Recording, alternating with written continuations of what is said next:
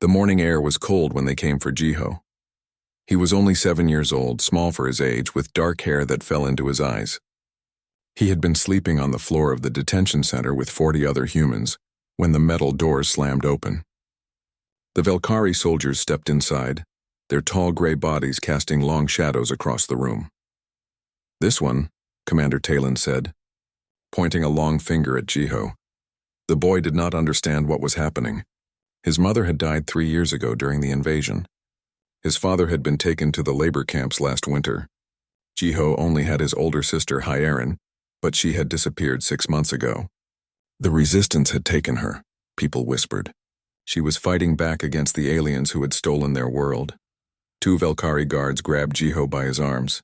Their hands were cold, like touching metal in winter. The boy struggled, but he was too small, too weak. The other humans in the room looked away. They had learned that watching only brought pain. Commander Talon smiled, though it was not a kind smile. The Velkari did not understand human expressions well, but they had learned to copy them. "Today you serve a great purpose, human child," Talon said. "You will feed Morthrax." Jiho did not know what Morthrax was. The name sounded like rocks grinding together. The guards dragged him through long corridors made of smooth metal. Everything the Velkari built was cold and hard. There were no windows, no sunlight. Jiho's feet scraped against the floor as they pulled him along. He wanted to cry, but something inside him stayed quiet. Maybe it was shock. Maybe it was the same strength his sister had shown before she left. They took him to a massive chamber. The ceiling was so high that Jiho could barely see it in the darkness above. The walls curved like the inside of a giant ball. In the center of the room was a pit, and around the pit stood dozens of Velkari officers and scientists. They wore different colored uniforms, but their faces all showed the same cold interest. "Morthrax has not eaten in 3 days, one scientist said to Talon. "It refuses the livestock we provide." "Then perhaps it hungers for something different," Talon replied. "Humans are rare. Perhaps that will interest it." They pushed Jiho to the edge of the pit. He looked down and saw only darkness. A smell rose from below, like old meat and smoke. The boy's heart beat fast in his chest. He did not want to die. He was only 7. He had barely lived at all. "Please," Jiho said, his voice small. "I did not do anything wrong." "You are human," Talon said, as if that explained everything. "That is enough," the guard pushed him. Jiho fell into the darkness, screaming. He hit the ground hard, rolling across rough stone. Pain shot through his shoulder and leg. For a moment he could not breathe. Then air rushed back into his lungs and he gasped, tears finally coming to his eyes. The darkness around him was complete. He could not see his own hands in front of his face. But he could hear something. Breathing. Deep, slow breathing that echoed off the stone walls. Something massive was in the pit with him. Jiho pressed himself against the wall, trying to make himself as small as possible. Above him, lights suddenly blazed to life. The Velkari wanted to watch. They wanted to see what would happen. In the light, Jiho saw the creature. It was bigger than anything he had ever imagined. Its body was covered in black scales that looked like polished stone. 4 legs as thick as tree trunks supported a body that stretched nearly 30 meters long. A tail with sharp spikes lay coiled behind it.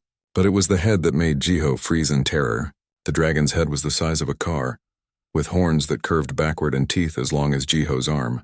Its eyes glowed a deep red in the harsh lights. Morthrax stared at the small human child. The dragon moved forward slowly. Each step shook the ground beneath Jiho's feet. The boy wanted to run, but there was nowhere to go. The pit walls were smooth metal, impossible to climb. Above, the Velkari watched and waited. The dragon's massive head came closer. Jiho could feel its breath, hot and smelling of sulfur. This was how he would die, eaten by a monster in a pit while aliens watched for entertainment. He thought of his mother, of his father, of Hyerin. He hoped his sister was safe wherever she was, but the dragon did not bite. It stopped, its nose only a meter from Jiho's body.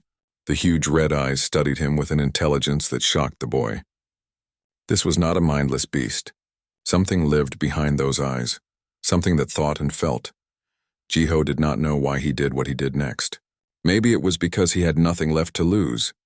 Maybe it was because he saw something in those eyes that reminded him of the caged animals he had seen before the invasion.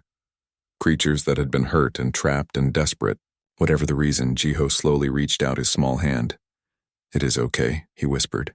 "I am scared too." His fingers touched the dragon's nose. The scales were warm warmer than he expected. They were smooth and hard but not cold like the Velkari's hands. The dragon's eyes widened slightly. It made a sound deep in its throat like a rumble of thunder far away. Above them, the Velkari began to talk excitedly in their language. Commander Talon leaned forward, his face showing confusion. This was not supposed to happen. Morthrax was a weapon. It had destroyed cities, burned fleets of ships, killed millions.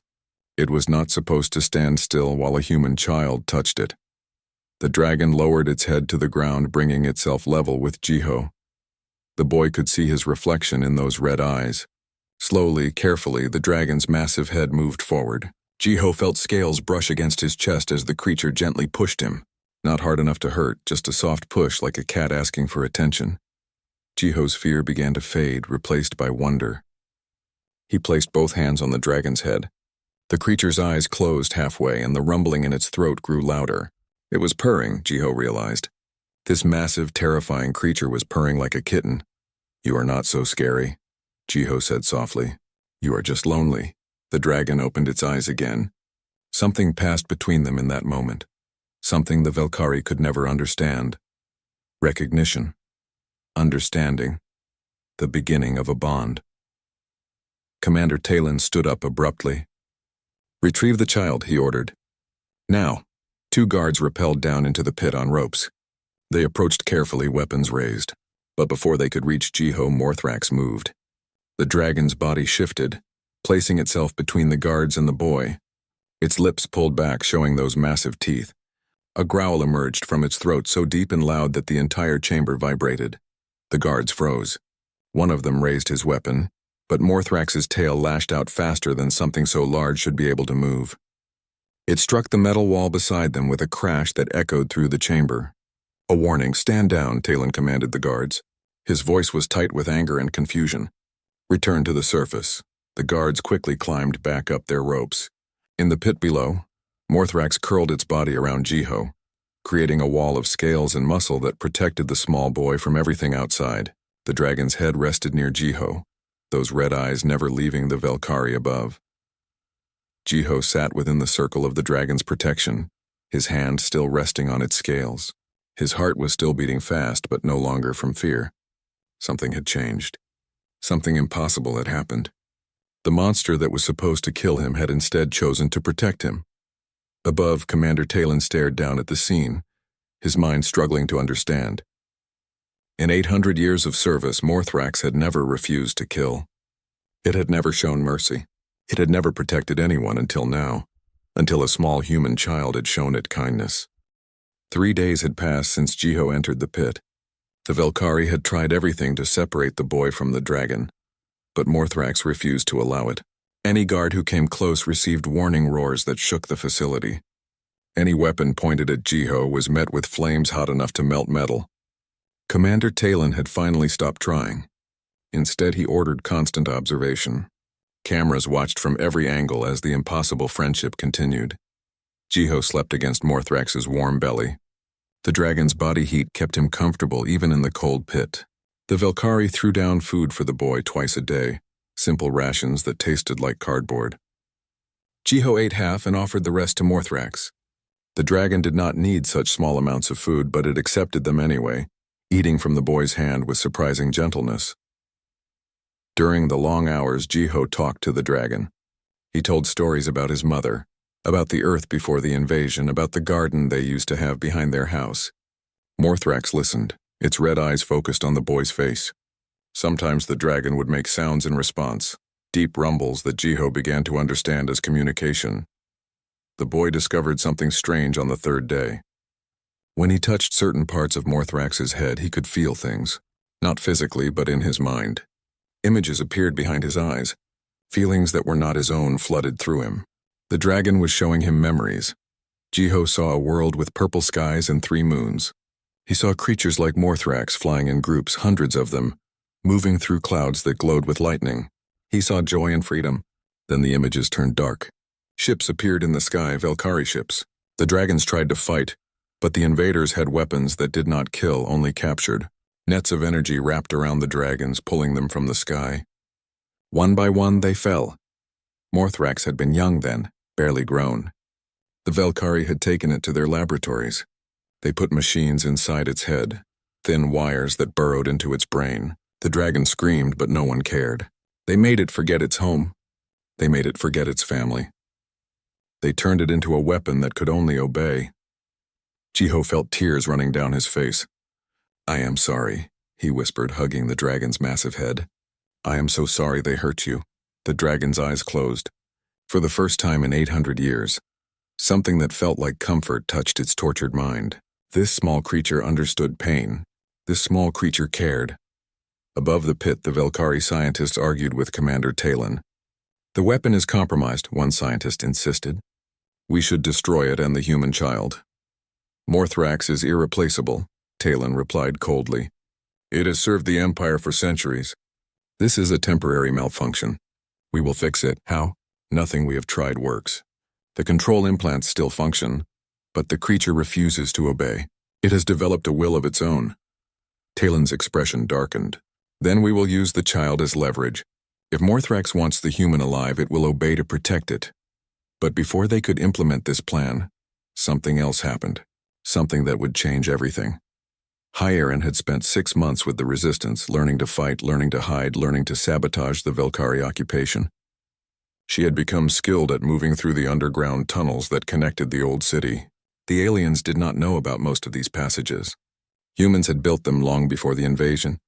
When word reached the Resistance about a human child thrown to Morthrax, Hyarin had not known it was her brother. The Valkyrie kept their sacrifices secret, but a Resistance spy within the facility had seen Jiho's face on the surveillance feeds. The spy had recognized him from old family photos in the Resistance database. Hyarin had dropped everything she was holding when they told her.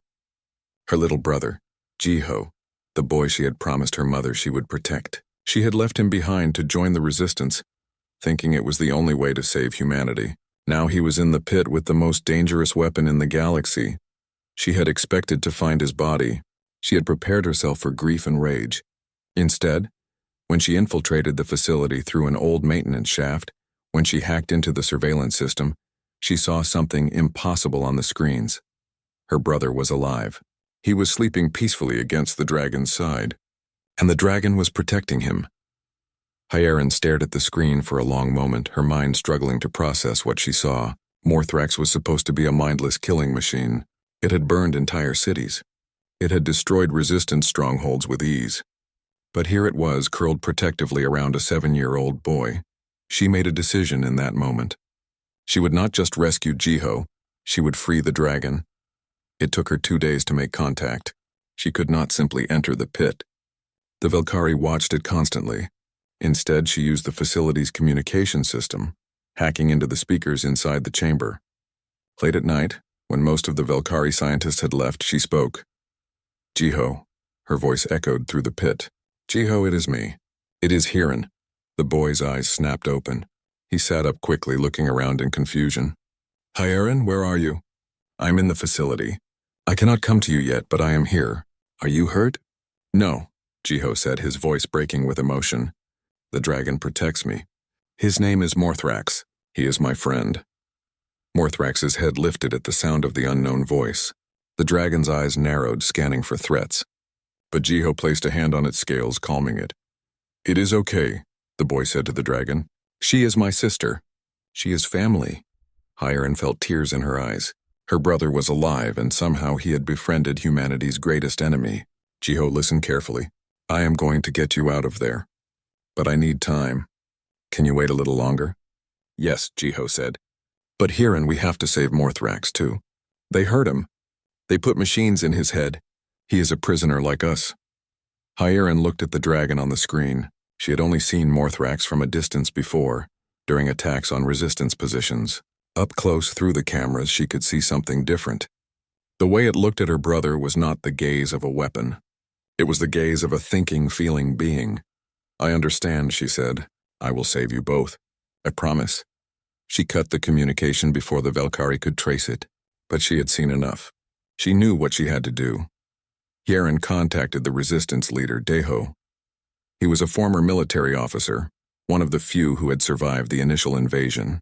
He led the Resistance with careful planning and strategic thinking. When Hyarin told him her plan, he was silent for a long time.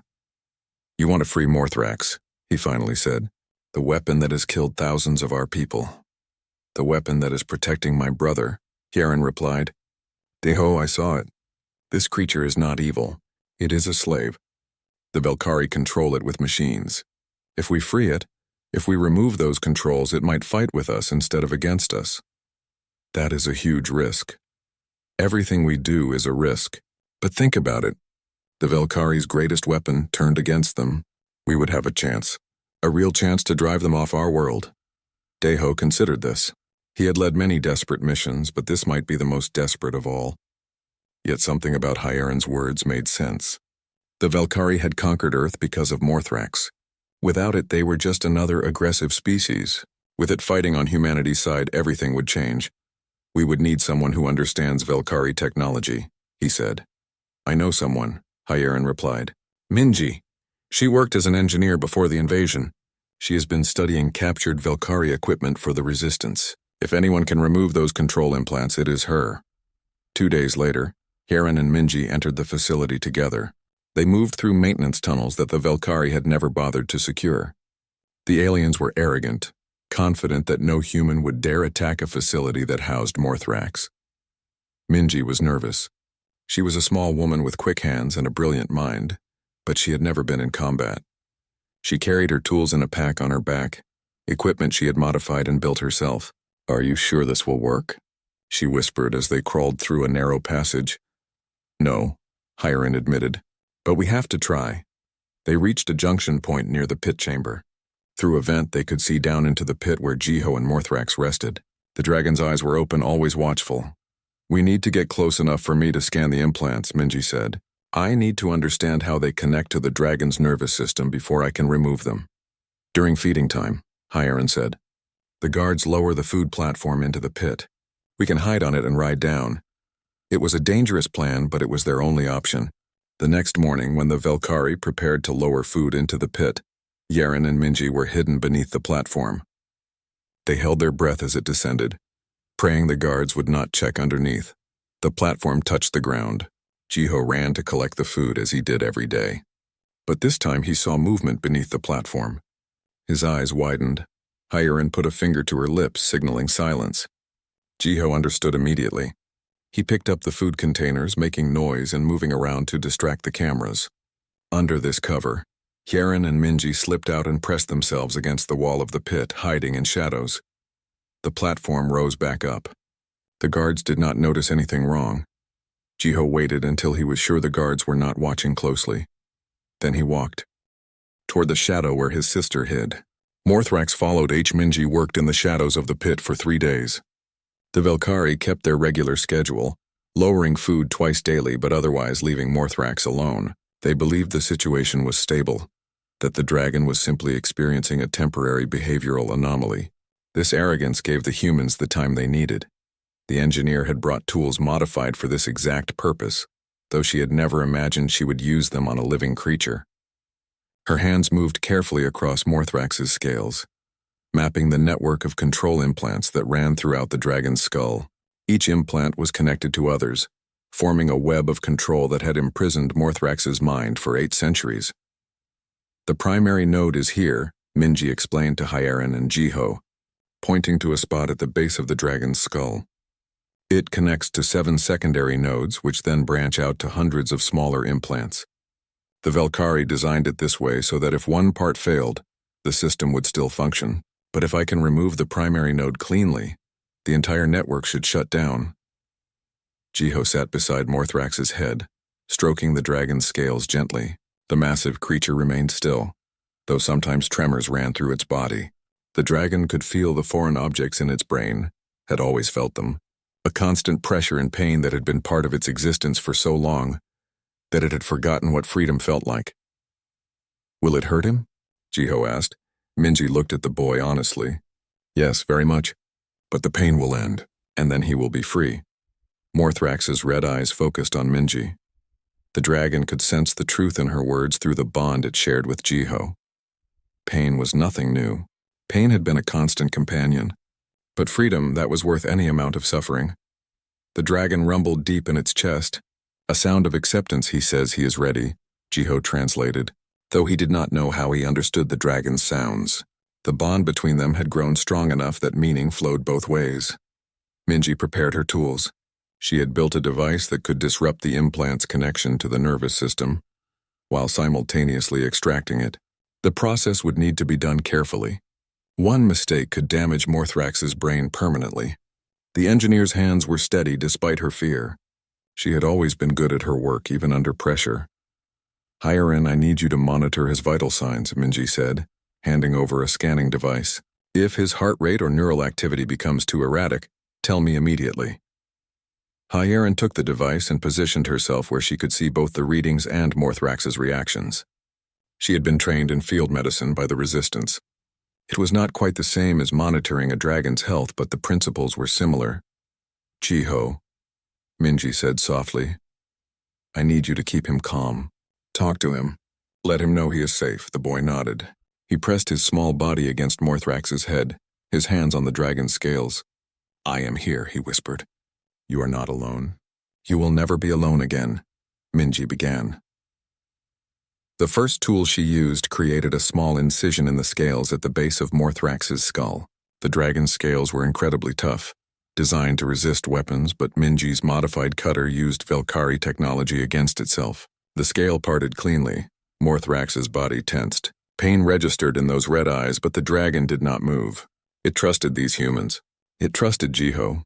Beneath the scales was tissue unlike anything Minji had seen before. The dragon's biology was alien, complex in ways that Earth's creatures were not, but the Velkari implants were obvious. Metallic nodes that glowed with a faint blue light connected by thin wires that had grown into the surrounding flesh. "I see it," Minji breathed. "The primary node. It is larger than I expected." She reached in with a specialized tool, one that could grasp the implant without touching the organic tissue around it.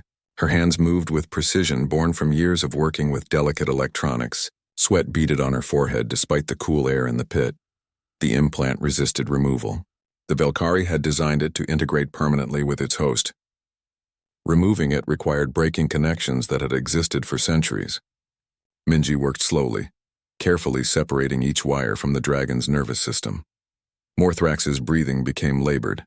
The pain was intense, worse than anything the dragon had experienced in recent memory. Its body shook, muscles tensing and relaxing in waves. But still it did not move away. Still it remained in place. Heart rate increasing, Hierin reported. Neural activity spiking. "Almost there," Minji said through gritted teeth. "Just a few more connections." Jiho pressed his face against Morthrax's scales. Tears streamed down his cheeks. He could feel the dragon's pain through their bond, could sense the agony that ran through the creature's massive body. "You are brave," the boy whispered. "You are so brave. It is almost over." The final connection separated. Minji pulled and the primary node came free. It was the size of her fist, a complex piece of technology that glowed with angry blue light even after removal. The wires connected to it writhed like living things before going still. Morthrax screamed. The sound shook the entire facility. Above them, alarms began to blare. Velkari guards rushed to their stations. Commander Talon appeared at the observation window, his face showing shock and anger. But in the pit, something miraculous was happening. The blue glow faded from the implant in Minji's hand. Throughout Morthrax's body, hundreds of smaller implants went dark. The network that had controlled the dragon for 800 years shut down. For the first time since it was a juvenile on its homeworld, Morthrax's mind was completely its own. The dragon's screaming stopped. Its eyes, which had always glowed red from the implant's influence, flickered and changed. Now they showed hints of gold beneath the red, the dragon's true eye color returning after centuries of suppression. Morthrax lifted its head slowly. The pain was already fading, replaced by a sensation the dragon had forgotten existed. Freedom, choice, self. The dragon looked at Jiho, at Hierin, at Minji. These humans had done what no one else had dared to do. They had freed a slave. They had given back what the Velkari had stolen. Above them, Commander Talon's voice boomed through speakers. "What have you done?" Guards enter the pit immediately and neutralize the humans. Activate Morthrax's backup controls. But there were no backup controls. The primary node had been the key to everything. Without it, the Velkari had no power over Morthrax. The guards began to rappel down into the pit on their ropes. They carried weapons designed to harm humans without damaging the dragon. But they had made a terrible mistake. They assumed Morthrax would remain neutral. The dragon moved faster than something so large should be able to move. Its tail lashed out, striking the wall where the guards descended. The impact sent cracked spiderwebbing through the metal. The guards fell, tumbling to the pit floor. Morthrax roared again, but this was different from before. This was not a scream of pain. This was a roar of fury and freedom. The sound carried centuries of rage, 800 years of forced servitude and pain, all released in a single moment of defiance. The guards on the floor scrambled to their feet, weapons raised. But before they could fire, Morthrax's massive clawed foot came down, pinning them to the ground without killing them. The dragon had no desire to kill these soldiers. They were not the ones who had enslaved it. But neither would it allow them to harm the humans who had freed it. Hyerin, Minji said urgently, "We need to get out of here now. The entire facility will come down on us." Hyerin grabbed Jiho's hand. "How do we escape?" "The walls are too smooth to climb." Morthrax understood their dilemma. The dragon moved to the wall of the pit and began to climb. Its claws, designed for flight and hunting, found purchase in the smallest imperfections in the metal. The dragon's massive body moved up the wall with surprising agility. At the top, Morthrax's head crashed through the observation window where Commander Talon stood. The Velkari commander stumbled backward, his expression showing fear for the first time. Morthrax's jaws snapped shut mere centimeters from his face, a warning. Then the dragon pulled back and turned its attention to creating an exit. The dragon's claws tore through metal walls like they were paper. Its tail demolished support columns. Within seconds, Morthrax had created a massive opening to the outside world. Sunlight streamed into the pit for the first time since it had been built, but they were still at the bottom. Morthrax looked down at the three humans and made a decision. The dragon descended back into the pit and lowered itself to the ground, spreading one massive wing flat against the floor. "It wants us to climb on," Jiho said. Understanding immediately, they did not hesitate. Hyerin and Minji helped Jiho climb onto the dragon's back first, then followed. They held tightly to the spines that ran along Morthrax's spine, gripping with all their strength. Morthrax's wings spread wide, filling the pit. They were magnificent. Membranes of nearly transparent skin stretched across bones as thick as tree branches. The wings had not been used in centuries.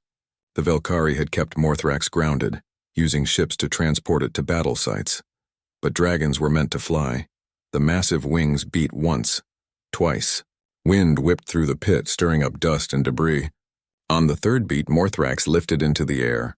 The dragon's body rose smoothly, powerfully, carrying its three passengers toward the light. They burst out. The Velkari military base sprawled across what had once been farmland. Miles of metal structures, weapons platforms, and landing pads covered the earth. Thousands of soldiers worked here, along with the commanders who directed the occupation of Earth. It was the heart of Velkari power on the planet. Morthrax descended toward it like a meteor. The base's defense systems activated immediately. Automated weapons tracked the approaching dragon, but hesitation ran through the system. These weapons had been programmed never to fire on Morthrax. The dragon was supposed to be their greatest asset, not their enemy. That programming created a delay, and that delay was fatal. Morthrax's flame washed over the first line of defense towers. Metal melted and electronics exploded. The dragon landed in the center of the base with an impact that sent shockwaves through the ground. Velkari soldiers scattered, some firing their weapons uselessly at the massive creature. Jiho held tight as Morthrax moved. The dragon's tail swept through a row of parked ships, destroying them in seconds. Its claws tore through bunkers. Its wings buffeted soldiers aside like leaves in a storm. But the dragon was careful, so careful not to throw the three humans from its back. "We need to get to the command center," Hyerin shouted. "If we can disable their communications, the other bases cannot coordinate a response." Morthrax understood through its bond with Jiho. The dragon turned toward the tallest structure in the base, a tower that housed the primary communication array. As it moved, resistance fighters emerged from hiding. They had infiltrated the base days ago, waiting for the signal to strike. That signal was Morthrax itself. Jiho had planned this perfectly. While the Velkari focused on the dragon, human soldiers attacked from within. They sabotaged power systems, destroyed ammunition depots, and freed human prisoners held in detention cells. The base descended into chaos. Commander Talon arrived in a transport ship determined to regain control. He had commanded Morthrax for decades. He believed he could still assert his authority. His ship landed near the communications tower, and he emerged with his personal guard. Morthrax saw him and roared. The sound was personal, filled with recognition and rage. This was the one who had given the orders, who had directed the dragon's actions, who had used it as a tool without thought or mercy. Talon raised a device, one of the old control units that had once commanded Morthrax. "Stop," he ordered, pressing buttons that should have sent pain signals into the dragon's brain. "I command you to stop." Nothing happened. The implants were gone. The control was broken. Talon's face showed confusion, then fear as he realized the truth. The weapon he had controlled so completely was now beyond his reach. Morthrax moved toward him slowly. Each step was deliberate, powerful. The dragon's eyes, now showing more gold than red, fixed on the Velkhari commander with an intensity that promised reckoning. Jiho felt the rage flowing through their bond. He understood it, understood the desire for revenge after centuries of slavery, but he also felt something else, something that had grown between them during those days in the pit. Mercy, understanding that revenge would not heal the wounds of the past. "Wait," Jiho called out, his small voice somehow carrying across the chaos of the battlefield. "Wait, Morthrax," the dragon paused. Its massive head turned to look at the boy on its back. "He deserves punishment," Jiho said, "but not death. If we kill him, we become like them. We become the ones who take lives without thought." Morthrax's eyes flickered. The dragon's rage warred with the wisdom in the child's words. For long moments, the massive creature stood frozen between two choices. Then Morthrax's clawed foot came down, not on Talon, but around him. The dragon pinned the Velkhari commander to the ground, trapped but unharmed. The message was clear. Talon would face justice, but not execution. He would live to see everything he had built crumble around him. The battle for the base lasted 3 hours. By the end, the Velkhari had lost their central command on Earth. Human resistance fighters raised their own flag over the communications tower. Freed prisoners joined the fight, overwhelming the remaining alien soldiers through sheer numbers. Across the planet, news of the victory spread. Morthrax had not destroyed the base alone. The dragon had fought alongside humans, protected them, worked with them toward a common goal. This cooperation shattered the Velkhari's assumptions about both the dragon and humanity. Other occupied worlds heard the news too. The broadcasts reached species that had been conquered by the Velkhari, that had watched Morthrax destroy their defenses and their hopes. Now they learned that the dragon had been a prisoner, just like them. Now they saw that even the Velkhari's greatest weapon could be defeated, freed, and turned against its captors. Rebellion sparked across the galaxy. Species that had been oppressed for generations rose up with new courage. The Velkhari Empire, which had seemed invincible, suddenly found itself fighting on 100 worlds at once. In the following weeks, the war on Earth intensified. The Velkhari could not simply abandon the planet.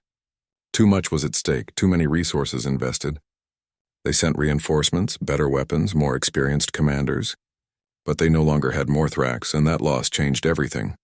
Deho organized the resistance into a proper army. With Morthrax fighting alongside them, they had a chance against Velkhari technology. The dragon could destroy ships before they landed, could protect human forces from orbital bombardment, could strike at targets that would otherwise be impossible to reach. But more than that, Morthrax's presence gave humanity hope.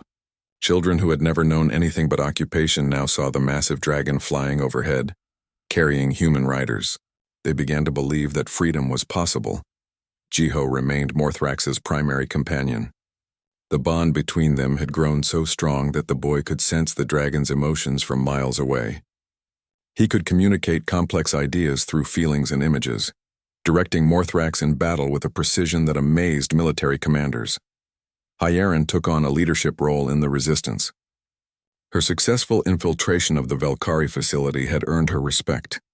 She coordinated between different resistance cells, ensuring that attacks were timed to maximize impact and minimize casualties. Minji became crucial to the war effort in a different way. She had successfully removed the control implants from Morthrax. and now she turned her attention to other Velkari technologies. She reverse-engineered their weapons, their shields, their communication systems. Each breakthrough gave humanity a better chance. 4 months after Morthrax's liberation, a Velkari fleet arrived at Earth carrying something unexpected. Not more soldiers or weapons, but diplomats. The Empire was willing to negotiate. The meeting took place in neutral territory, an open field far from any cities. Human representatives led by Deho faced Velkari diplomats led by someone Jiho recognized. Commander Talon had been released from custody specifically for these negotiations. The Velkari wanted someone who understood both the humans and their former weapon. Morthrax attended the meeting, of course. The dragon lay behind the human delegation, its massive presence a reminder of the changed power balance. Jiho sat between the dragon's front legs, close enough to touch the scales he had first touched in terror months ago. Talon looked older now. The defeat had broken something in him, shattered his confidence and his certainty. He approached the meeting table carefully, his eyes constantly flicking to Morthrax with something that might have been fear or might have been regret. "The Empire proposes a ceasefire," Talon began. "We will withdraw from Earth if you agree to certain terms." "Terms?" Deho asked coldly. "You invaded our world. You killed millions of our people. You enslaved us. Now you want to dictate terms?" "The situation has changed," another Velkari diplomat said. "With Morthrax fighting against us, the cost of holding Earth has become too high. But we need assurances. We need to know that you will not use the dragon to attack our other holdings." Hyeron laughed, a harsh sound. "You are afraid?" "For the first time, the great Velkari Empire is afraid." "Yes," Talon said quietly. "We are afraid. We created a weapon we could not truly control. We enslaved a being of immense power and intelligence, and we told ourselves it was just a tool. We were wrong. And now we face the consequences of that arrogance." There was silence around the table. Jiho felt Morthrax's emotions through their bond. The dragon felt satisfaction at seeing its former captors humbled, but also something more complex. Understanding, perhaps. Recognition that the Velkari were capable of learning from their mistakes. "What do you offer?" Deho asked. "Complete withdrawal from Earth," Talon said. "We will leave behind no forces, no installations, no observers. We will pay reparations to help rebuild what we destroyed. In return, you agree not to pursue Velkari forces beyond your solar system." "And the other species you have conquered?" Hyeron demanded. "What about them?" The Velkari diplomats looked at each other. "That is beyond the scope of these negotiations," one said. "No," Jiho said, his young voice cutting through the discussion. Everyone turned to look at the 7-year-old boy. "No, it is not. You enslaved Morthrax. You stole him from his home and forced him to destroy worlds. Now you want to keep doing the same thing to others. That is not acceptable." "Child," a Velkari diplomat said condescendingly, "you do not understand the complexity of galactic politics." Morthrax rumbled deep in its chest, a warning. The dragon 20 years passed like water flowing down a stream. Earth healed slowly from the wounds of occupation. Cities were rebuilt, forests replanted, and life returned to a world that had almost forgotten what peace looked like. The generation born during the occupation grew into adults who had never known freedom until Morthrax and a brave child had given it to them. Jiho was 27 now, no longer the small boy who had touched a dragon's nose with trembling fingers. He had grown tall and strong with his mother's kind eyes and his father's steady hands. But some things had not changed. The bond with Morthrax remained as powerful as ever, perhaps even stronger with time. The dragon had changed too. The red glow had completely faded from its eyes, replaced by pure gold that shone like sunlight. Morthrax moved with grace and confidence, no longer the tortured weapon but a being at peace with itself. The dragon had learned to play, something it had forgotten from its youth. Often, people would see Morthrax diving into lakes to catch fish or rolling in meadows like an enormous cat. Jiho stood now on a platform built specifically for this day. Behind him, Morthrax rested peacefully, wings folded. Before him, thousands of people gathered in what had once been the ruins of a great city, but was now a thriving metropolis rebuilt by human hands. Above them flew the flags of Earth and 12 other worlds, the species that humanity had helped liberate from Velkari oppression. Today was the dedication of the Monument of Freedom, a massive structure that honored all who had fought for liberation. At its center was a statue, a small boy reaching out to touch a dragon's nose. Jiho had protested when they told him about the statue, uncomfortable with being immortalized. But Hyerin had insisted. "It is not about you," she had told him. "It is about what you represent. The courage to see past fear. The willingness to show kindness even in the darkest moments. People need symbols, little brother. They need reminders of what is possible." Hyerin stood beside the platform now, her hair showing streaks of gray though she was only 33. The years of war and rebuilding had aged her. But her eyes still held the fierce determination that had driven her to infiltrate a Velkari facility to save her brother. She had become one of Earth's primary ambassadors, traveling to other worlds to help them establish free governments. Minji was there too, sitting in a wheelchair now. An accident during the final days of the war had damaged her spine. But she remained as brilliant as ever, leading Earth's technology research division. Her work had given humanity tools to defend themselves and to help other species advance. She had never married, never had children, claiming her inventions were her legacy. Daeho had aged the most visibly. At 63, the former resistance leader had retired from active politics, but still advised Earth's council. He walked with a cane now, injuries from the war catching up with him. But his mind remained sharp, and young leaders still sought his wisdom. The ceremony began with speeches.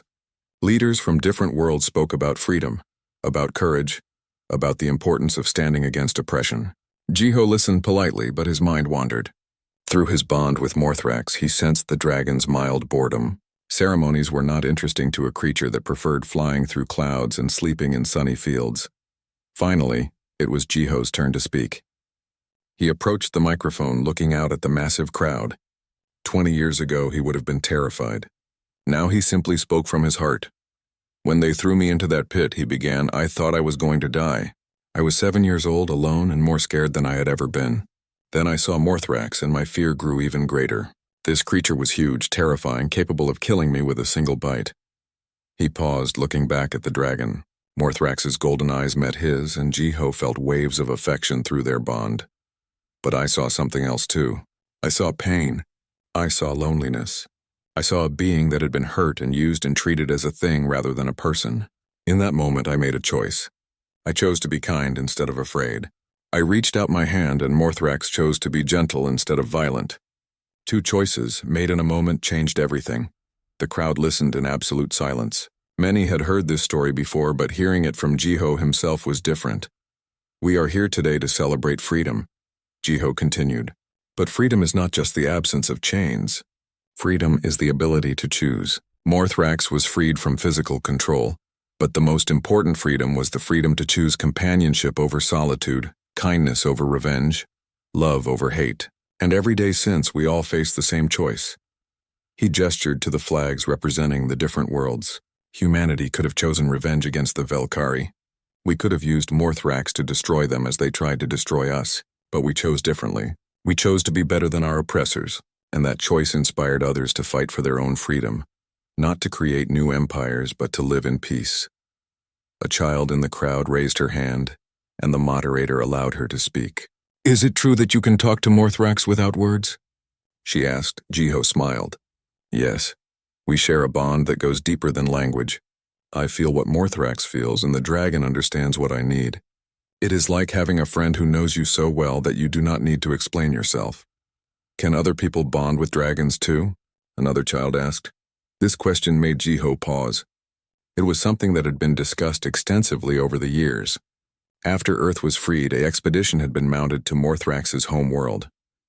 They found it still populated with wild dragons living in their natural state.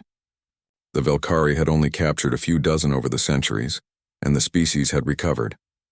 Some people wanted to bring more dragons to Earth to create new bonds. But Jiho had argued against it, and Morthrax had agreed. Dragons should be free to choose their own paths, not be expected to serve humanity just because one dragon had chosen companionship. "Perhaps," Jiho answered carefully, "but it should always be the dragon's choice. We should never take another being's freedom to serve our purposes, no matter how good our intentions. If a dragon wants to bond with a human, that is wonderful. If a dragon wants to live wild and free, that is equally wonderful. The important thing is choice." After the ceremony, Jiho climbed onto Morthrax's back. The dragon stood and stretched, wings unfurling to their full span. People gasped and pointed just as they had 20 years ago. The sight of the massive dragon never got old. They flew high above the city, above the crowds, into the clear blue sky. This was Jiho's favorite time, when he and Morthrax could simply be together without speeches or ceremonies or responsibilities. Up here, they were just a man and his closest friend, enjoying the wind and the freedom to fly. Through their bond, Jiho felt Morthrax's contentment. The dragon had lived for over 800 years, had experienced terrible suffering and loss, but these last 20 years had been good. These years had taught Morthrax what life could be when lived by choice rather than compulsion. "Thank you," Jiho said softly, knowing the dragon would understand. "Thank you for trusting me that day. Thank you for showing me that courage and kindness can change the world." Morthrax rumbled, a sound of acknowledgement and affection. The dragon banked left, diving toward a lake where they often played. Jiho laughed as Morthrax skimmed the water's surface, wings sending up sprays that caught the sunlight in rainbow patterns. Later, they landed in a field far from the city. This was a special place for them, the same field where they had sat with Hieron, Minji, and Daeho on the night of liberation. Jiho slid from Morthrax's back and sat in the grass, leaning against the dragon's warm side. "Do you ever think about your home?" Jiho asked. "Your real home before the Velkhari took you?" Morthrax's emotions flowed through the bond, memories of purple skies and 3 moons, of flying with others of its kind. Nostalgia, but not regret. That life was gone, lost to time and circumstance. This life, the one Morthrax had now, was different but equally valuable. "You could go back," Jiho said. "We found your world. You could return, find others of your kind, live as dragons are meant to live." The dragon's response was immediate and clear. This was home. Jiho was family. Morthrax had no desire to leave. Jiho felt tears prick his eyes. "I do not know what I would do without you," he admitted. "You have been my best friend for 20 years. You saved me, not just in that pit, but every day after. Having you in my life gave me purpose and strength." Morthrax shifted, moving its massive head to rest beside Jiho. The dragon's golden eyes looked at him with infinite patience and understanding. Through the bond, Jiho felt something he had felt many times before but never quite put into words. Love, pure and unconditional, from a being that had every reason to hate but chose instead to cherish. A sound made them both look up. A vehicle was approaching across the field. Jiho recognized his sister behind the wheel. Hieron parked and got out, walking toward them with a serious expression. "I hate to interrupt," she said, "but we have a situation. The Velkhari have sent a delegation. They want to meet with you and Morthrax." Jiho stood, instantly alert. "Why?" "The treaty has been holding for 20 years. What do they want?" "They would not say. Only that it is urgent and they will only speak with you and the dragon." Hieron's expression softened. "UD,